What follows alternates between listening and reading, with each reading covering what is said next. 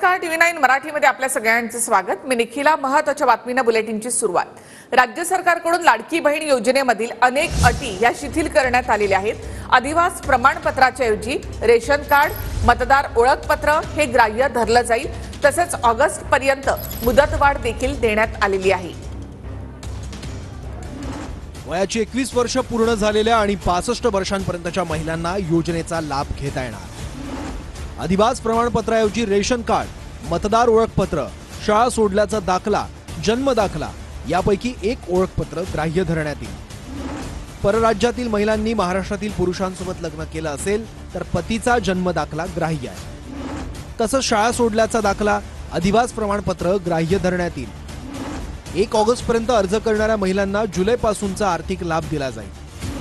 2.5 लाख मर्यादेत उत्पन्नाचा दाखला नसेल तर पिवळे किंवा केशरी शिधापत्रिका असणाऱ्यांना सूट देण्यात येईल। तसंच कुटुंबातील एका अविवाहित महिलेलाही योजनेचा लाभ देण्याचा निर्णय घेण्यात आलाय। योजनेची अंमलबजावणी त्वरित व्हावी म्हणून सध्याचा दारिद्र्य रेषेखालील लाभार्थी महिलांच्या आकडेवारीचा उपयोग घेण्यात येतोय।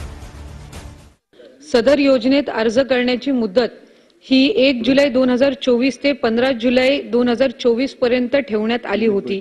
या मर्यादेत सुधारणा करण्यात येत असून आता सदर मुदत 2 महिने ठेवण्यात येत असून ती 31 ऑगस्ट 2024 पर्यंत लाभार्थी महिलांना अर्ज करता येईल। एका कुटुंबामध्ये 2 महिलांना देण्याचा निर्णय झालेला आहे। एक विवाहित असेल तर एक अविवाहितला देखील देण्याचा निर्णय त्या ठिकाणी झालेला आहे। त्याच्यामुळे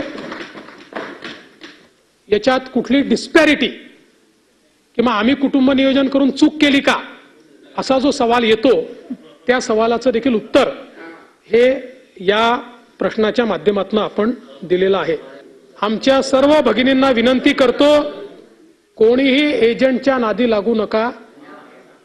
कोणी जर एजंट येत असेल तर तक्रार करा।